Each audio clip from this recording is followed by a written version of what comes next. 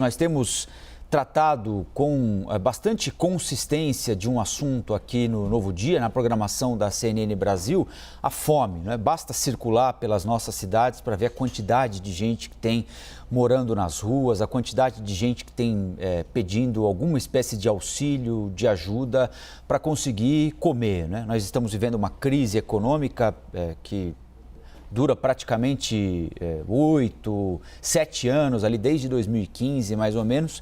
E no meio disso tudo, a pandemia, né? De acordo com a Rede Brasileira de Pesquisa em Soberania e Segurança Alimentar e Nutricional, a PESAN, 55% das famílias do país, ou seja, mais da metade das famílias brasileiras, estão em algum grau de situação de insegurança alimentar. Ou seja, não têm a certeza de que vão comer com a qualidade e a quantidade necessárias por dia. Tomam café, não sabem se vão almoçar, almoçam, não sabem se vão jantar, é mais ou menos isso. Sobre esse assunto, a gente vai conversar com a Sandra Chaves, vice-coordenadora da PESAN. Sandra, muito obrigado pela entrevista para a gente aqui, bom dia para você. Bom dia, Colombo, bom dia, Muriel, bom dia a todos. Sandra, esse número é assustador, né? 55% das famílias brasileiras com algum grau de segurança alimentar, né? E a pergunta que eu quero te fazer é a seguinte: nós estamos vivendo ainda um ambiente muito instável, né? Do ponto de vista econômico e também do ponto de vista da pandemia. E fome não espera. Quem está com fome agora tem de tomar café da manhã, precisa comer, né?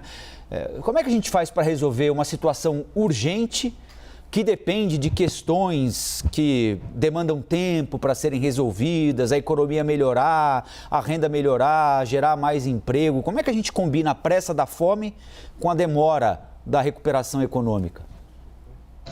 Eu diria em 2 palavras, 2 conceitos: solidariedade e responsabilidade. A solidariedade tem sido fundamental para garantir a sobrevivência desses milhões de brasileiros que passam fome e que vivem diferentes situações de fome, porque temos 119 milhões de brasileiros com alguma privação alimentar e 19 com essa cena que você desenhou: falta comida, não sabe quando voltará a se alimentar. Portanto, a solidariedade é fundamental, mas ela é insuficiente.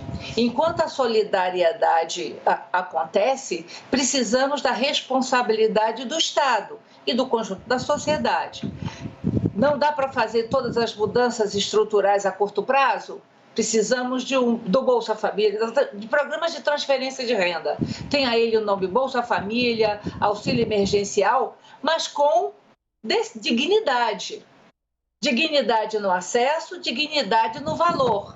Eu estava atualizando, Colombo, o valor da cesta básica, ela aumentou mais de 30% em 12 meses. Nós temos capitais com cesta básica acima de R$700, né? Pensando em uma família com um casal e 2 crianças, né? Então, você tem um auxílio, nós temos uma privação de renda imensa, um desemprego a taxas, né, que não conhecíamos até então, e uma precariedade imensa no trabalho, na geração de renda e tal, e um auxílio emergencial que foi suspenso. Porque é importante chamar a atenção, nós realizamos essa pesquisa, ela foi realizada em dezembro de 2020.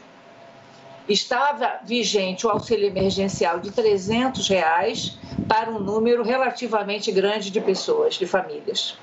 Depois disso, ficamos 3 meses sem nenhum auxílio. Depois ele retornou no valor muito baixo e agora está nesse vazio, né, até ser retomado o auxílio emergencial, que está previsto aí R$400. Nós estamos falando de uma cesta básica de R$700 e não é Nordeste, é São Paulo. É Rio de Janeiro, é sul do país. No Nordeste, ela até consegue ter um pouco menos cara, em torno de 490, de algumas capitais aqui no Nordeste brasileiro.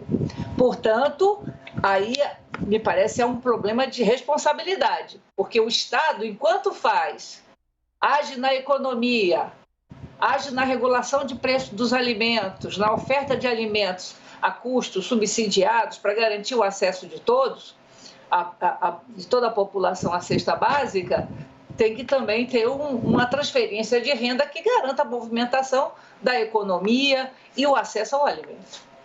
Sandra, aproveitando, bom dia para você. Esse é o único caminho, então, que você acredita que seja possível reverter esse cenário de insegurança alimentar em que a gente se encontra agora, é isso? Novas políticas públicas e um aumento também do Auxílio Brasil, por exemplo, para além de R$ 400? Isso, nós temos que pensar em medidas a curto, médio e longo prazo. A curto prazo, precisamos da solidariedade e precisamos da responsabilidade do Estado na transferência de renda imediata, para que as pessoas possam comer, e inclusive fazer circular a economia. Mas nós temos outras coisas, que é a regulação de preço. Um bujão de gás a R$110, R$120 é muito grave. Você tem o quilo do feijão e do arroz a R$8, R$9 em algumas capitais. O quilo da carne, sabemos o absurdo que está a proteína, né? Por isso aquela matéria tão chocante de comer lagarto. E sabe o que assusta, Muriel, Colombo e todos que estão nos assistindo? Lá em 1974, 75, foi feito o primeiro Estudo Nacional de Despesa Familiar, o ENDEF, né? E lá foi demonstrada uma situação de fome nesse nível que nós estamos vendo agora, que famílias faziam sopa de papelão aí pelo país, né? Estamos vendo isso agora, nós nunca passamos uma situação tão séria. Então, e a segurança alimentar tem a ver com a produção de alimentos, com a formação de preços, mas com o acesso também que eu tenha para comprar esse alimento, né? Com a minha cultura alimentar e com conjunto, com a saúde, com acesso à saúde, com acesso a saneamento, com qualidade da água, né? Nós temos uma insegurança também hídrica, a falta de água, e isso eleva a insegurança alimentar nos domicílios, tanto na zona rural como na zona urbana. Portanto, não é apenas uma solução. Temos que pensar, por isso que eu falo, solidariedade e responsabilidade. E a responsabilidade é do Estado. Tem que pensar em políticas de curto prazo, auxílio emergencial já, digno. Mas, enquanto isso, eu tenho que regular o preço do alimento, eu tenho que ter estoque regulador, né? Eu tenho que gerar políticas de emprego e renda, né? E é muito importante também, Muriel, Colômbia, todos que nos assistem, considerar que o problema não é só no Nordeste.